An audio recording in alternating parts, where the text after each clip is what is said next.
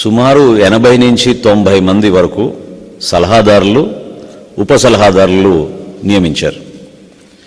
ఈ 80-90 మంది సలహాదారులను నియమించి ప్రభుత్వానికి ఏ విధంగా వీళ్ళు సలహాలు ఇస్తున్నారో ఎవరికి అర్థం కాని పరిస్థితిలో ఉంటే మన రాష్ట్రానికి తీవ్రమైన ఆర్థిక సంక్షోభం ఏర్పడుతోంది.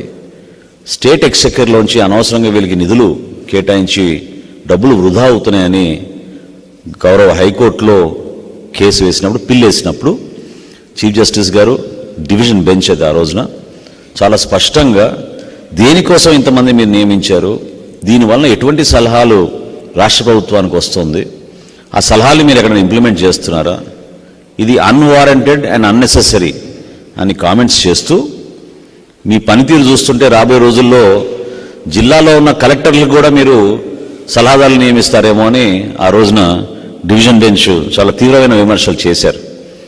అసలు లిస్ట్ ఎక్కడుంది, ఎంతమంది అడ్వైజర్స్ ఉన్నారు, వీళ్ళు ఏ విధంగా ప్రభుత్వానికి సలహాలు ఇస్తున్నారు, దీనిపైన సమగ్ర నివేదిక కావాలని ఆ రోజున డివిజన్ బెంచ్ గౌరవ హైకోర్టులో ఉన్న పెద్దలు అడిగినప్పుడు రాష్ట్ర ప్రభుత్వం సడన్గా వాళ్ళకి గుర్తొచ్చి మార్చ్ 2023లో అంటే సుమారు 11 నెలలు అయింది, కొత్త విధానం తీసుకొస్తున్నాం ఈ అడ్వైజర్స్ నియామకంలో అని చెప్పి వీళ్ళు ఖచ్చితంగా ఎవరైతే మేము నియమించామో అడ్వైజర్స్గా వీళ్ళు పబ్లిక్ సర్వెంట్స్ అంటే ప్రజాసేవకులు, వీళ్ళు చేసే ప్రతి పని కూడా డిశ్చార్జింగ్ ఆఫ్ పబ్లిక్ డ్యూటీ అంటే ప్రభుత్వంలో ఉన్న ఒక ఎంప్లాయీకి వర్తించే విధి విధానాలని ఈ శాఖలో ఉన్న వివిధ అడ్వైజర్స్కి కూడా ఇదే వర్తిస్తుందని ఒక కొత్త పాలసీ తీసుకొస్తున్నామని 2023 మార్చిలో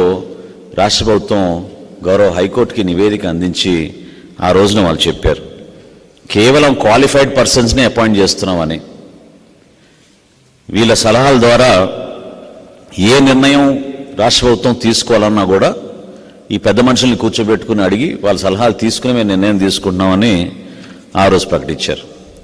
మరి ఇన్ని రోజుల నుంచి వీళ్ళకి జీతాలు, వీళ్ళందరికీ accommodation, vehicles, personal staff, telephone బిల్లులు, వీళ్ళు వాడుకోవడానికి మొబైల్ ఫోన్లు, ఇవన్నీ కూడా ప్రభుత్వం వాళ్ళకి అందిస్తూ ఉంటే ఒకరిద్దరు పాపం చాలా బాధతోటి ఈ విధంగా మనం ప్రభుత్వ డబ్బుని వృధా చేయకూడదు, మన సర్వీసెస్ దేనికి ఉపయోగించుకోవడం లేదు, ముఖ్యమంత్రిని కలవాలన్నా కలవలేకపోతున్నాం, ముఖ్యమంత్రి గారి సలహాదారులని నియమించుకోబడ్డ వ్యక్తులు కూడా కనీసం ముఖ్యమంత్రి గారిని కలవలేకపోతున్నారు.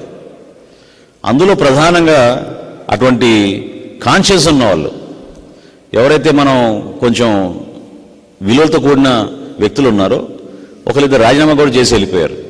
అందులో సుభాష్ గర్గ్ గారు ఒకరు. సుభాష్ గర్గ్ గారు భారతదేశానికే ఫైనాన్స్ సెక్రటరీగా పనిచేశారు. ఆయన కూడా లాభం లేదు, ఈ పరిస్థితి ఇక్కడ ఉన్న వ్యవస్థని మనం సరిచేయలేమని చెప్పి ఆయన కూడా అపాయింట్మెంట్ అయిన కొన్ని నెలల్లోనే ఆయన రాజీనామా చేసి వెళ్ళారు. రామచంద్రమూర్తి గారు మీ అందరికి సుపరిచితం పెద్దలు, ఆయన కూడా రాజీనామా చేసి వెళ్ళారు. నాకు బాగా సన్నిహితులు జుల్ఫీ గారని, ఆయనైతే కనీసం జీతం కూడా తీసుకోవడం లేదు, జీతం తీసుకోకుండా ప్రభుత్వానికి పనిచేస్తానని ఆయన అడ్వైజర్గా ఈరోజు రాష్ట్ర ప్రభుత్వానికి ఉన్నారు.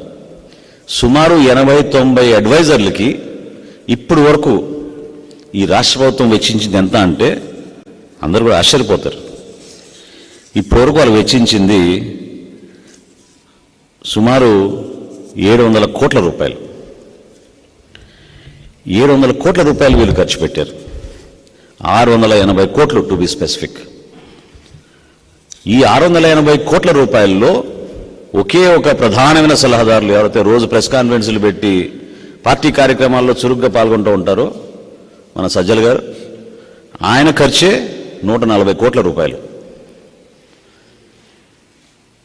అసలు ఈ రాష్ట్ర ప్రభుత్వానికి ఎటువంటి అడ్వైస్ ఇస్తున్నారు వీళ్ళు? వీళ్ళు ఇచ్చిన అడ్వైస్ ముఖ్యమంత్రి గారు తీసుకుంటున్నారా పరిగణలోకి? ఏ విధంగా అడ్వైస్ రేపటి రోజున పాలసీగా మారుతోంది?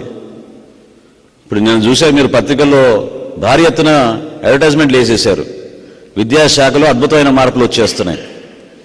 ఐబీ తోటి ఒప్పందం, ఉన్న పాఠశాలల వ్యవస్థనే నువ్వు సరి చేసుకోలేక సిబిఎస్ఈనే మనం ఆ నామ్స్ మనం మీట్ కావని తెలిసి ఇప్పుడు కొత్తగా ఐబీ సిలబస్ తీసుకొస్తున్నాం, రాష్ట్ర ప్రజలకు అద్భుతంగా ఉపయోగపడుతున్నాం. ఏ సలహాదారు చెప్పారు మరి ఈ మాట మీకు? 680 కోట్ల రూపాయలు వెచ్చించడం ఏంటి సలహాదారుల కోసం ఈ 5 సంవత్సరాల్లో?